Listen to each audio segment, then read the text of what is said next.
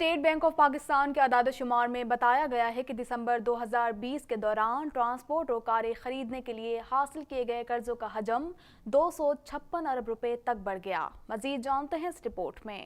کم شرح سود اور لاک ڈاؤن کے بعد معاشی سرگرمیوں میں اضافے کے سبب گاڑیوں کی خریداری کے لیے قرضوں کے حصول میں دسمبر 2020 کے دوران 19% اضافہ ہوا ہے۔ اسٹیٹ بینک آف پاکستان کے اعداد و شمار میں بتایا گیا ہے کہ دسمبر 2020 کے دوران ٹرانسپورٹ اور کاریں خریدنے کے لیے حاصل کیے گئے قرضوں کا حجم 256 ارب روپے تک بڑھ گیا، جبکہ دسمبر 2019 میں اس مد میں 215 ارب روپے کے قرضہ جات حاصل کیے گئے تھے۔ اسی طرح دسمبر 2019 کے مقابلے میں دسمبر 2020 کے دوران ٹرانسپورٹ کی خریداری کے لیے حاصل کردہ قرضوں میں 41 ارب روپے یعنی 19% اضافہ ریکارڈ کیا گیا۔ رپورٹ کے مطابق 1300 سی سی اور اس سے بڑی گاڑیوں کی خریداری کے لیے قرضہ حاصل کرنے کی طلب میں اضافہ بھی قرضوں کے حصول میں بڑھوتری کا ایک سبب ہے۔ مرکزی بینک نے کہا ہے کہ حال ہی میں متعارف کرائی گئی 1300 سی سی اور اس سے بڑی گاڑیوں کی طلب میں نمایاں اضافہ ہوا ہے۔ دوسری جانب اسٹیٹ بینک کی جانب سے شرح سود میں کمی کے نتیجے میں بھی قرضوں کا حصول بڑھا ہے۔ شرح سود میں کمی سے گاڑیاں خریدنے والے صارفین کو کم ماہانہ اقساط ادا کرنی ہوتی ہیں۔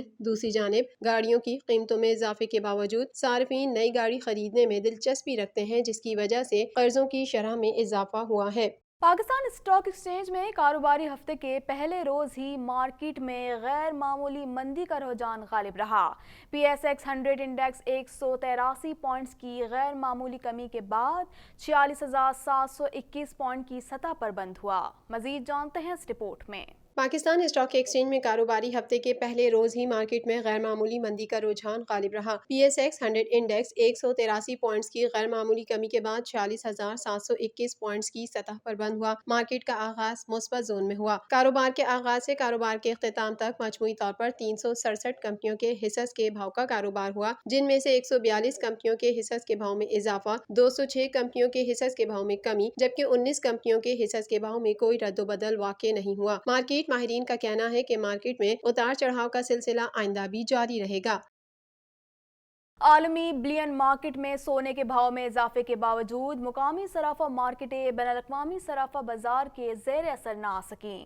مزید جانتے ہیں اس رپورٹ میں۔ عالمی بلین مارکیٹ میں سونے کے بھاؤ میں اضافے کے باوجود مقامی صرافہ مارکیٹیں بین الاقوامی صرافہ بازار کے زیر اثر نہ آ سکیں۔ آل پاکستان صرافہ اینڈ جیولرز ایسوسی ایشن کے جاری کردہ اعلامیے کے مطابق کاروباری ہفتے کے پہلے روز پیر کو 24 قیرات فی تولہ سونے کی قیمت میں کوئی رد و بدل واقع نہیں ہوا، جس کے بعد فی تولہ سونے کی قیمت 1,11,800 روپے پر برقرار رہی۔ اسی طرح 24 قیرات سونے کی فی 10 گرام قیمت میں بھی کوئی کمی بیشی واقع نہ ہو سکی، جس کے بعد فی 10 گرام سونے کی قیمت 95,850 روپے ہو گئی، جبکہ 22 قیرات سونے کا فی 10 گرام بھاؤ 87,863 روپے کا ہو گیا۔ بین الاقوامی بلین مارکیٹ میں سونے کی فی اونس قیمت میں $9 کا اضافہ ریکارڈ کیا گیا، جس کے بعد سونے کی فی اونس قیمت $1,812 فی اونس سے بڑھ کر $1,823 فی اونس ہو گئی۔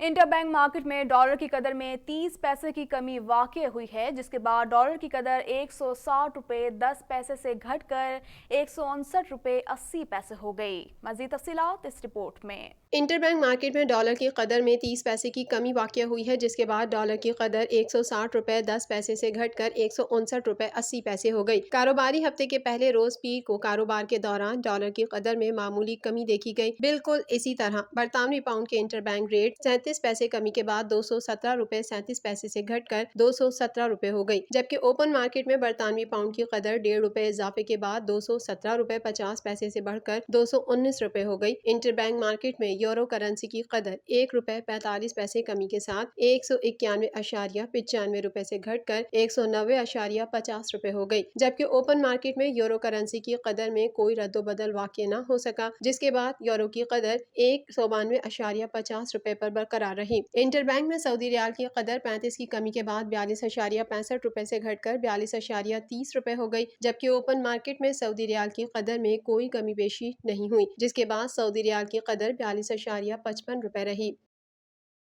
گلوبل میمن ٹی وی کے نیوز بلیٹن سے فی الوقت اتنا ہی۔ مزید خبروں اور اپڈیٹس کے لیے دیکھتے رہیں گلوبل میمن ٹی وی۔